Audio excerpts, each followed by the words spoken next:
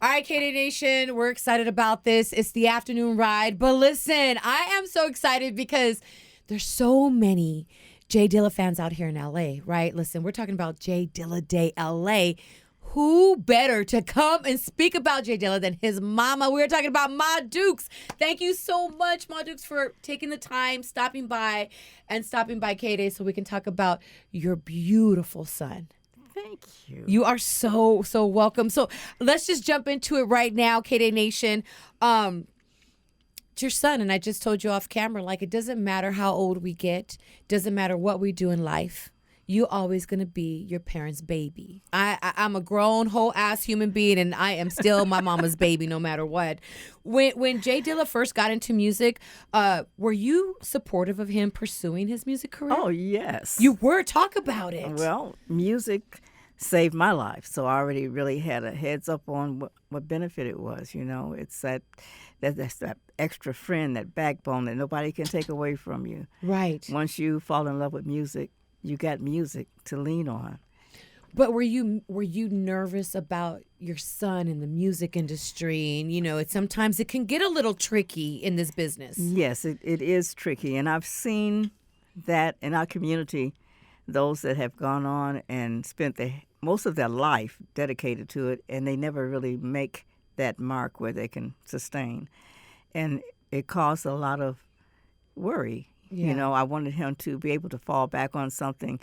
So I encouraged him to go to schools that he didn't want to attend, like aerotechnical schools. And What do you say? you know, and he didn't, you know, he was very obedient and wanted me to be happy always. But it was when it came to music and the vibe for anybody, including his mother. Right. Then Mom lost out because he always made it very clear, I don't care whatever I have to do for music, and you don't like, I'll just have to suffer the consequences. This is what he told me at 17. And I looked at him one day and I'm like, did he really say that to me? You're like, but I think that's the point where you're like, my son is a leader, not a follower. He's going to say what he wants. Like, well, he knew that I could be tough when I wanted to. I was the one that, you know, yielded the strap or whatever, corporal punishment, old school style. And, you know, I would probably go in a room and cry after. Right. But I do it, you know. I held the rod. And but it was like this was his mission, and he knew this is what he wanted to do with his life, and I respected him for it. When was it at that moment? You know, he's been wanting to do music since he was young. Explain to me a moment in time where you knew and you saw and you're like, oh, my son has a gift. He's talented. Yes. Oh, my God. Well, it was before the time that he performed in school, in elementary school, and I jumped up out of my seat, which he begged me not to make any noise or say anything while he was performing, and because he was very bashful, very, very bashful. Really? Yes, very bashful. And I jumped up. I forgot what he said because I got so caught up. He was doing a Michael Jackson song, and he moonwalked across the stage, and I was like, just, oh my God. And I jumped up and like, baby, like, I was petrified because he probably could hear me. I was right on the front. And I knew then, I'm like, I wasn't supposed to do that. But it was a lot of people hollering. So, you know, like in a mix. But he just wanted to be quiet. And the thing in our house was he was very capable student. He was very, very brilliant academia. And the ruling that they told me at the table when we had our family talks was, Mom, please don't tell anybody when we go to church about our report cards. Please, it's not cool. And I said, it's the dumbest I ever heard in my life. Right. You know? What? And I said, stupid. They said, please, just please don't, because it's not cool. We don't want anybody to know we're getting those kind of grades. Nobody else is getting those kind of grades. And my daughter didn't come home from school one day because she thought she would get in trouble because she had a B on her report card. Because everybody always got A's, right. You know, and so. Oh, you didn't play. I could tell, yeah. No, it wasn't my fault. I never said don't bring home a B. I would be cool with a B. Right. But nobody ever had a B before, and it was a science class, and she wasn't really into it then. But, you know, right. It was the thing. Just do your best, and, you know, we had fun learning. So they memorized their lessons and talked to each other and did book reports. by verbatim in their head. They just memorized what they wrote. They knew what they wrote, and so they could deliver a report in front of everybody. But and I like that. That was what moms like. Right. It's like, Mom, please don't tell anybody. Oh, Please don't, because it was like really make it bad for them, and they wouldn't be cool no more. right. Oh, I remember that growing up. Are you surprised with the success he's had even after his passing? Are you surprised by it? Because the name is strong, the fan base stronger, right? Yes. The love, oh my goodness, unconditional. Still growing. How does that feel? I mean, that has to be a really good feeling. It's a wonderful feeling. It's what gives me purpose. That's what I live for. I love that. What I live for. Jay Dilla's legacy lives on through his music, influencing all these new generation of hip hop heads. How does it feel to still see his name making waves in hip hop? Kanye compared him to Quincy Jones. Yeah, it's scary. Woo, that was a big one. The hair on my arms are standing up right now. Quincy is nothing to play with. Yes. So for Kanye, who is just amazing in the studio, to compare him to Quincy Jones, how does that make you feel, Mom? Makes your hair stand on the end on your arm. My arm like, I think it's those moments that you're like, he's very impactful. But he was very studious about anything he did. It was like a science for him. He had OCD. Right. Just lived it, and so everything had to be perfect. Like if you have a refrigerator and you have a Coke and you have a line of Cokes, all the seeds had to be in the same direction, same exact point. If you had apples in the drawer, they had to be the right color in front of the right color. No green apple and red apple across here. They had to be regimented. Wait, what? He was like that. And even though he kept a pedestal with cake on it, if you slice a piece of cake, and he would come and do the white glove thing after, make sure there's no crumbs on this table. Oh my God, he was really OCD. He was really like that. He sounds like Cece. Yeah. I can say no for real because I know when somebody's been in my house. Yeah. Oh yeah. Yeah, you sit there and you're like, oh no, this normally goes this way. What's going on? Exactly. Yeah. Exactly. I have a little bit of OCD. It's already you got it clocked. You got the picture, and if something's off, even somebody touched it. So imagine when he was producing, it had to be an extreme. It had to be quiet, no noise.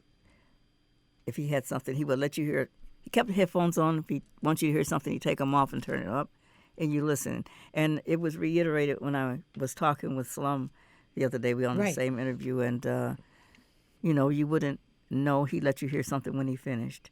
And he could finish a piece and ask you how you liked it. He'd play it for you. And if everybody was excited and liked it, and he said, oh, okay. Then he erased it. He said, I'm doing something else to it. Because it wasn't perfect. And he just wanted to know if anybody else noticed. Was there ever a time he asked you for your opinion and you said, oh, I don't like it? No. I loved everything he did. Yeah. I loved it all. He fused so much music. And even fused classical and jazz music with his hip-hop. And that's why you can tell the flavor of his music from different people. It's his sound. He had his own sound. I mean, he's worked with everybody. Erykah Badu, Busta Rhymes, Nas, D'Angelo, one of my favorites, Tell us something about your son that doesn't relate to music. Because we're talking about music. We're talking about Jay Dilla Day, L.A. But I want to know about Jay Dilla, your baby. Wow. I just wanted something that has nothing to do with music. It has nothing to do with music. Nothing to do with music. It's hard to tell. Let's see. Well, I'll tell you that he didn't like to be photographed, and he didn't like doing videos. So the couple videos that he has out there, that's it. He would not take pictures with family. When he was a teenager, about maybe 14, and you know how we get ready to go to church, and he had on a suit, and I said, well, let's get over by the china cabinet in front so I can take a picture before we go to church. And he said, yeah, get your picture now because this is the last time I'm wearing a suit. I'm like, oh, my goodness. And at that time, because he was serious already, by that time, he had asked not to, he couldn't go to church. He had a workload already. And he was still a young teen. He had weddings he was playing at, DJing at. He had the high school he was going to, which was the Aerotech High School. And he had talked the teachers into letting them spin records every couple of weeks, and they had the little record and dance at that. And I thought it was out of the way, but he was not going to part with his music. And but for him, it was good because music accelerates academia. Mm-hmm. But I didn't realize that it affected that. It would be that big a boost with academia, but it does. It works. Even with him being in the hospital. It was said that he would have you bring him albums so he can make beats in the hospital. Mm-hmm. As a mom, yes, were you like, no, son, you need to rest right now. It's about your health. Or as a mom, was it, I'm going to bring him the albums because I want him to keep busy? Yes, it was that. I knew that if he was not doing what he usually does, which was spend 20 hours a day producing, right, or listening, and I didn't want him to get off his base. I wanted him to stay psychologically strong. And that was the only way it was going to happen. It had to be music. Music was what made his blood flow. The heartbeat of Dilla inside had to be music. Even when he was in intensive care. If I thought about I sat there and I thought about all the sounds that were being made, and all I could say was, gee. I said, I wonder what kind of beat he's going to come up with now, because all the machines have their different pulse and they're all going at the same time. I said, I wonder what he's going to come up with now.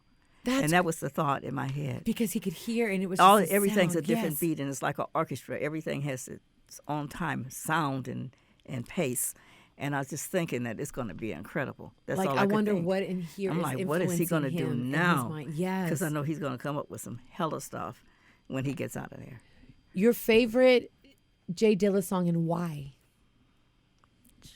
I don't have one favorite, but one I can't sit still on is Vibrant Thing. If I hear that, I'm up. Me too. I can't help it.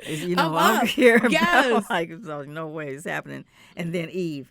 SpaceX remix on that. Oh my God. And I would lay there, and Tony, my husband, would play it for me before I get up in the morning. And I'm like, God, I want to hear it 3 times before I get ready to get out of bed. And I'm like, good to go for the whole day. And you know what I think is so good with music too? You can still hear his sound, hear his voice. That's what it is. That lives on forever. It does. How did you feel when you found out that Questlove from The Roots was interested in producing a documentary? Well, I felt fine about that because they were so close. Mm-hmm. They were kindred spirits, and all the groups that would come and spend time during the holidays, like my house would be from Thanksgiving to New Year's, filled with artists, back to back. And they were you cooking for all those artists too? I'm sorry. Were you cooking for them too? Oh yeah, I cooked for them. Oh, okay. Mm-hmm. I cooked for them. I shopped for them. Dilla had the studio, and all across the bar was different snacks and candy bars and different types of things, and they all were aligned. And if they were vegan, like when Common come, I have cookies that Common liked. I would go way out to another city to get the ones that he just loved. And I would prepare, like deli trays, which I love to do. And I do that so that whenever you have company, they didn't have to worry about leaving. They'd have plenty to eat or whatever. Right. Yeah. Oh, my goodness. I loved it. As his mom, what's the feeling knowing that J Dilla's essence and the story will be captured in this documentary for all to see? It's just like a progression of everything that the world has put out there. Mm-hmm. It's like you think you've seen it all, and then here comes the icing on the cake. It's another layer of Dilla, and who better to tell it than someone he spent precious time with. He spent more time with Questlove because even after the group would leave and their product would be done, he didn't take it lightly when a group had a project that had to be turned in to their executives, and he never wanted them to miss a deadline. He didn't play that. If they had a deadline on the 15th, he's going to be ready. Everything's going to be done by the 1st at least, that they would have no problems because it's a crunch time already. Mm-hmm. Everybody's under pressure, and he didn't want them to deal with that. So he would always make sure that he had everything in line. How was it with him working, doing his producing his music career, but he had lupus? You worry.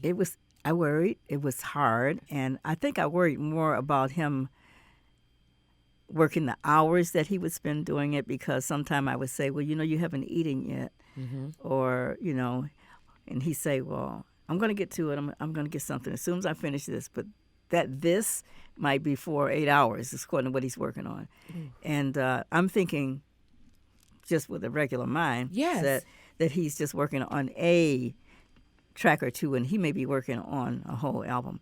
So it's according to what he wanted, what he heard, or something he felt for a certain artist. He always worked precisely for that artist, for the sound that they gave. Like when he did work for Erica, it would be only for Erica's voice, only her mood and her swing.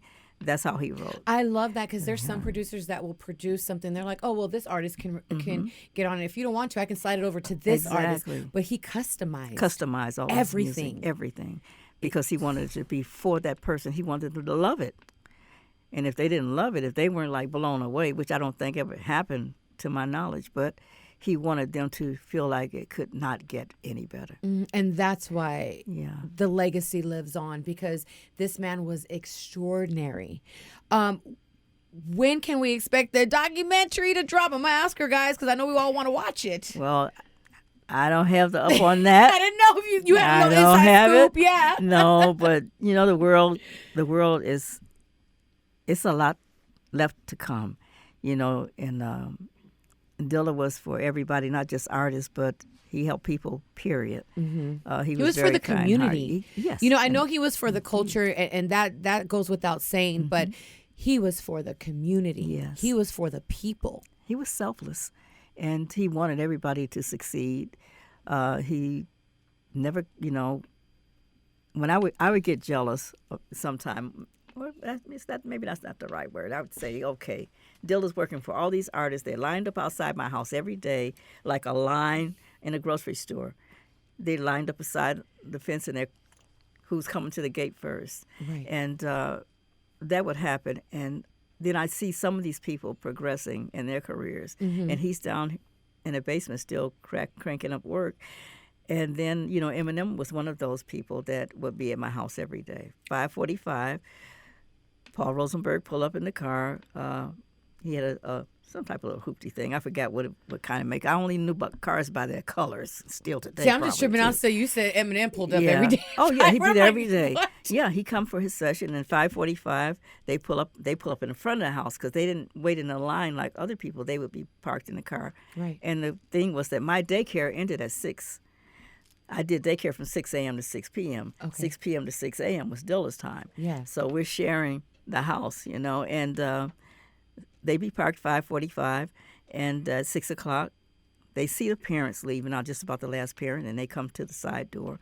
Very punctual, very polite. All my teachers liked them, because I had like 5 full-time teachers, running out the house, and so we kind of enjoyed them, and they went downstairs, did what they had to do. Sometime Dilla would be there, sometime he'd be on his way, and he'd call and say, okay, Em and Paul on the way, and I said, okay, the girls will let them in. You have to wait till 6 o'clock when the parents leave. Yeah, to that last parent. No, or if he had a session, he'd say, well, let them in. That meant that whoever was downstairs, the teacher that was downstairs, bring her class from upstairs, and because they had a session starting, so it was like, I wouldn't be still stuck in this space. That was Dilla's space. So, I was very courteous and respectful for his time, too. So. Absolutely. Yeah. Let's talk about the James Dewitt Yance. Yes. Okay, Yance Foundation for Lupus. How important is it for you to raise this awareness about this disease, this illness, I want to say, because I personally think it's important. I've been affected by lupus, not personally with me, but through an experience of a very good friend of mine that did radio. Yes. I mentored her. I guided her. I saw her radio career expand throughout it all. She had lupus. Yes. But she knew how to maintain it. She knew. She was born with it. She knew. But then she's passed away last year to a very young age. Yes, and it can happen, and you can have it and not know it. Some of the symptoms are so common, like arthritis type symptoms. And I have markers for it, and I've suffered rheumatoid arthritis for 37 years. But it's about taking time and listening to your body when you have symptoms and not pushing it too far. Get help. Go to the doctor. Get tested. you know, a lot of times we don't want to give in to going because we don't want to know sometimes. We just take it as, you know, as it goes. But Dilla just all of a sudden, you know, came back from tour and got sick. So this is the only reason that we found out anything early. We thought, well, something was up. Maybe he had caught a, you know, virus or something, or some bad flu that he couldn't get, you know, rid of. Right. And we took him because he was really feeling bad. For him to go to the doctor, for him to leave that studio, To go to the doctor. he It was serious. really sick. So Right. we drove him, and it just happened that they did his blood work and everything, and they said, well, geez, how is he surviving? His platelet count was so low. They thought that they didn't know what happened. They said, we don't know where he's been, what's going on. And he had just come off his tour. So it was nothing that he had eaten or contracted overseas. It was his body was given into this disease. Right. You know, it wasn't strong enough to fight it for him. And men, they didn't look for it because they thought it was a women's disease. They didn't even ever test it for a couple of years. He suffered like 4.5 good years, really serious symptoms, because they didn't test him for it. They thought it was the rare blood disease because it showed markers for that, but it was lupus. They didn't test it until the last year that he was here. When they diagnosed him with lupus, how did he take it? He was already set. The last 2 years he fought it, he already knew his time was marked, and he had accepted it. But he wanted to finish the work that he was doing. Like he was working on a Shining album, and the night before he passed, he was very weak. But he went to that table, and he finished all but the drum beat on that last track. I remember I was sitting on the couch, and I was so worried because he was tired that day, and I could see when he was sitting there, and his head was almost touching he had the moog here in his little keyboard here, and his head was going down like that. So, Right. come on. I said, you need to get some rest. We'd already been to the doctor that day. He said, I'm going to finish this first, you know, and so he finished it, and I knew he was happy because whenever he would hold something up and kiss it, it was done. And he kissed it, blessed it, and he said, okay, I'm good, you know. So the only thing left on the Shining album was that last drum beat on that last track, and Pete Rock was the one that stepped in for BBE and did that. That was the actual last thing that he did before he passed away. That next morning is when he passed away. But he had already finished the Donut album. The Donut album was released. It was on the 7th for his birthday, and we celebrated on La Brea at one of the shops around there, and he passed away on the 10th. So, yes, he was aware. He was a little too weak to go for the celebration. I didn't want to leave him because I saw how tired, and I knew that it was that time. Right, you know? right. But he kept saying, well. What were the words between you and him? There was a sit-down conversation. I just know it. Oh, yeah. You know, between son and mom. Oh, I'll tell you. I'm used to sitting there. We had a long couch with a chase. And I sat on the chase. And I would have him on the couch, and I would hold his head and rub the back of his neck because he was very frail and in a lot of pain the last couple of months. Right. And I would talk to him, and he said, pull up a chair and sit down in front of me. So I did. Not knowing, you know. I said, well, you know, I said, well, you're hurting, you know, somewhere else, or whatever. He's like, no, I just want to talk to you for a minute. And he took me by the hands and just held my hands. He says, I just want to thank you for everything that you've done. You gave up your business. You left your husband and the rest of the family to come take care of me. I just want to thank you for that. I love you for that, and I just want to thank you. And you're going to be good. You're going to be good. I didn't want to hear that. I couldn't even digest it or look at him, and I don't want him to see me cry. Right. So I'm like, whew. I want him to let go of my hand so I could, you know. Right. You know, I don't want to break from it, but I can't look at him and hear these words. Yeah, Because it's hard. And it's hard because your mom, you gotta be strong. I brought you into this world, and for me to look at you and to accept your lot, you know what is to come. And he had accepted it before that, but it was the first time he held my hands and told me, I want to thank you for what you did, you know, for taking care of me. Because I thought it would be a couple of weeks because he called me and said, "Ma, I'm not doing too good. I need you." Well, before he moved to California and, you know, with Common, and they stayed there, they tried some apartment where was it? I forgot. Was it Studio City or something like that? And it wasn't big enough, so they got this place on, what is it, off of, what is it, La Brea and, I forgot this, can't think of this moment. I'm looking at the house and I can't. On Sycamore Street. Okay. Oh, okay. All right. And it was huge, you know. But the thing is that he knew he was going. And at first he was a little worried about it, but he had been in the hospital so many times. It seemed like every 2 weeks we were back in the hospital.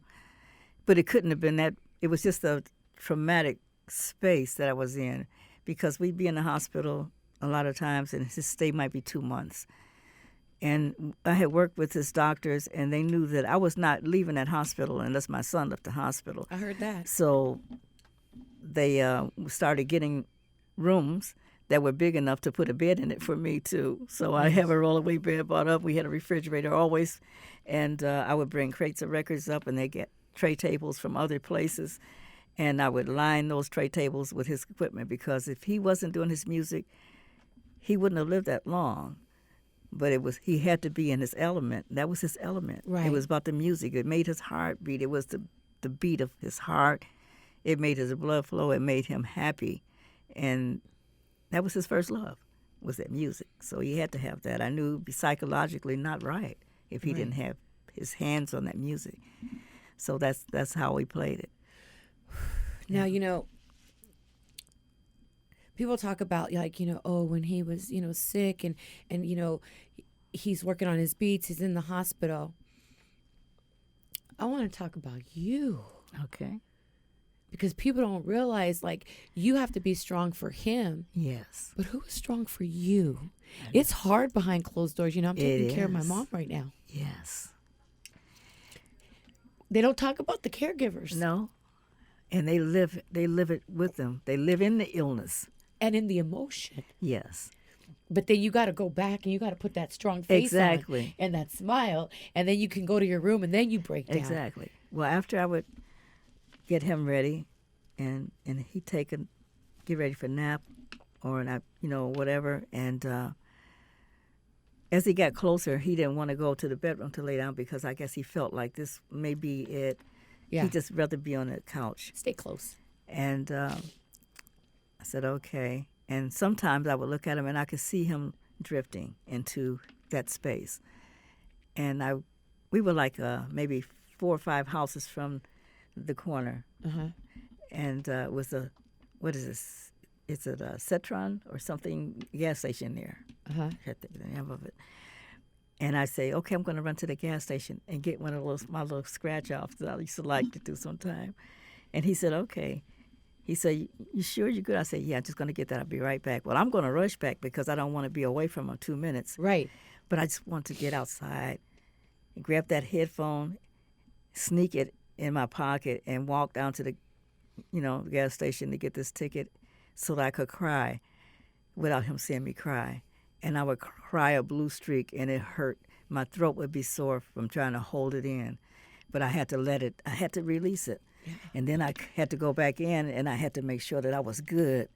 He probably knew I was, going to release something.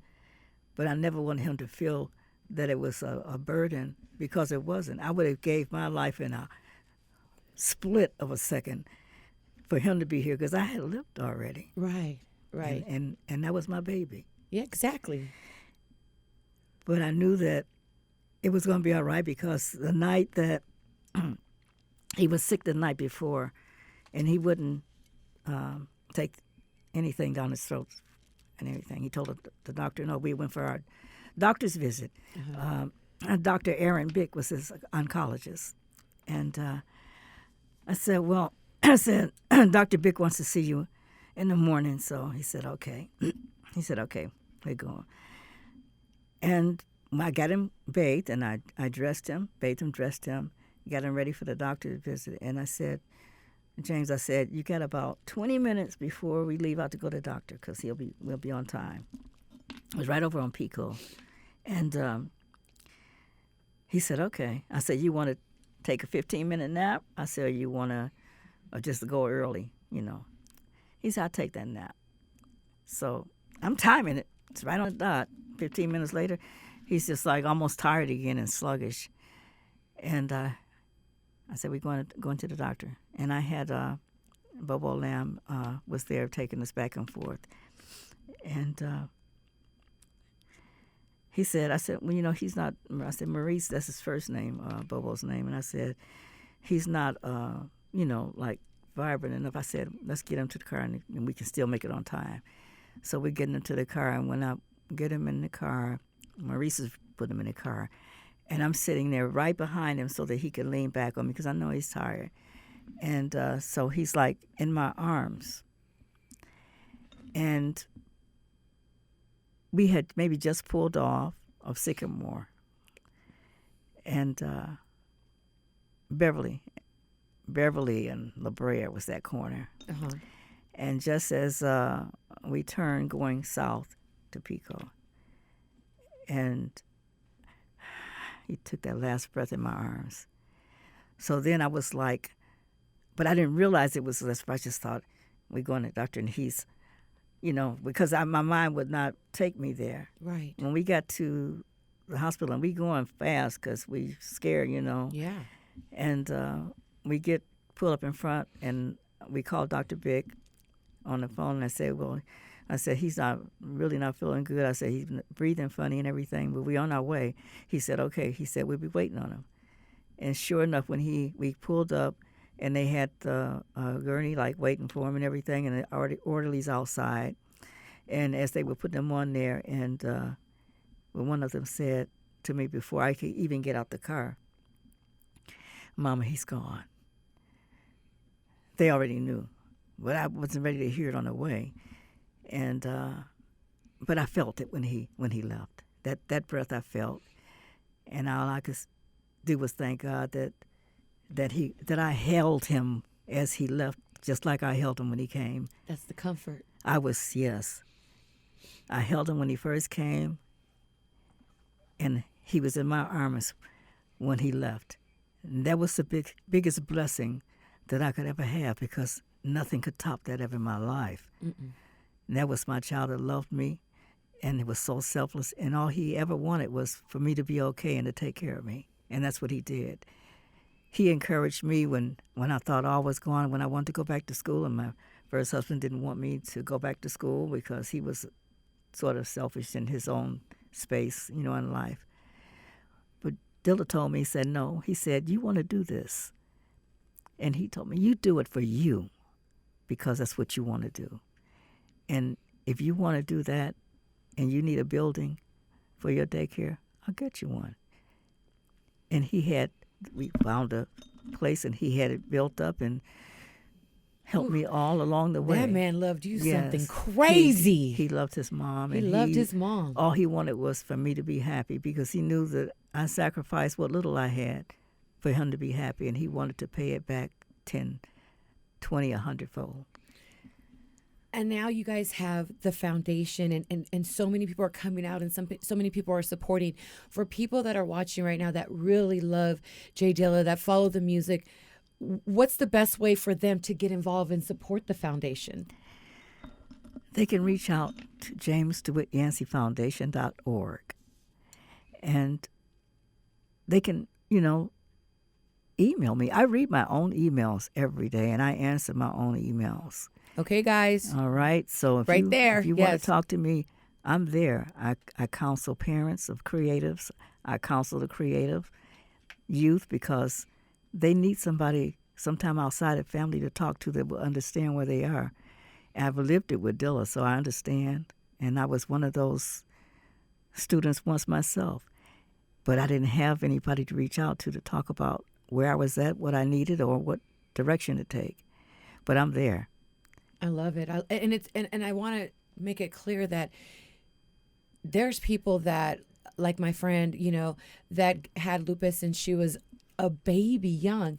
Yes. My aunt caught it in her late 50s. Yes. It's different for every person. It's different for everyone. So don't assume that my body just has arthritic issues going on, because it could be something very serious. Get tested, because there are things that there is no cure for lupus yet, but there are so many things that can make you have a better life and not be in pain.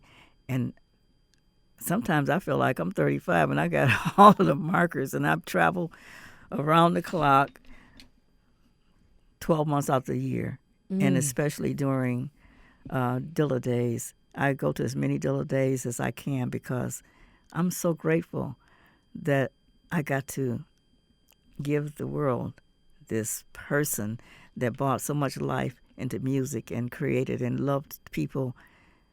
And I love people too. But does it blow your mind sometimes you're going in these different Dilla days and people just want to touch you and hug you and love on you? Because love is what we need. Yeah. We're people. We're all humankind. And there's no way to nurture it better than to have touch with somebody that is humankind. I got to ask you this question. How much of Dilla's unreleased music are you sitting on? A lot. Woo! We knew it! We knew it, Ma Dukes! It's been a battle. It's Right. been a battle, because you have to protect things, because it's a lot of wolves out there. And I've been eaten by the piranhas for a long time. So it's been 18 years he's been gone, and I've been dealing with some really ill-minded people, and not for the good. So, yeah, and I fight, because mama bears fight. I heard that, yeah. You're going to protect your son, yes, his by work, all means possible. the integrity of his work. Exactly, and I'm not taking it from anybody. I don't care who they are. Don't tell me what I can do with someone that I brought into this world and gifted the world with, because nobody is going to govern me when it comes to my son. And hear me out on this. Your son wouldn't want anybody to govern his mother. Exactly. If you love Jay Dilla, if you respect that man and his work, then understand that he's going to want his mom to have the last say on everything. And that's why he left the will and left his mom as one of the executors, even though it's been 18 years. But 18 years, It doesn't feel like 18 years. No. One. And 18 years, I just feel like this love is just getting stronger and It stronger. is. And the movement of Jay Dilla is just grown. It is. Which is a testimony to him as a human being and his ear and his work ethic. Exactly. He was here. He was sent here for a purpose. He did his work, and God let him rest. I miss him dearly, but I can entertain his presence in his music. You feel him? Yes, I talk to him. Yes, I do. I love it. I love it. So listen, J Dilla Day LA. Make sure you follow them on Instagram too. J Dilla Day LA. Can you give us like any little sneak peek of what's gonna happen tomorrow? We're gonna have a hella good time. Yes. It's gonna be all about love and celebration. Yes, it is. No, Madux, thank you so much for coming, for sitting down, and also too for carrying that work of art. He's a work of art. He created works, of art, but just carrying it. You're still carrying it for him. That's my purpose. Oh man, that's my purpose, and I'm so proud to have purpose. And it's such an honor. It's an honor to have you here. It's an honor to sit in front of you. And I'm so sorry I got emotional. Thank you. But, I understand, like, the love between, I am just tied to my mother's hip. Yes. So I know that there was a conversation because when my mom was sick, there was a conversation that had to be had. Oh, yes. They're very uncomfortable. They are. Very uncomfortable. It's hard to sit and they're going to make you sit and listen because they want to make sure that you understand. They got to get it across. Exactly. And you got to give them that peace of mind. Exactly. That's his peace of mind. He had to say those words. Yes, he did. Thank you so much. I love you. Thank you so much for being here. It's an honor and pleasure for me. Oh, please. Yes. Thank you.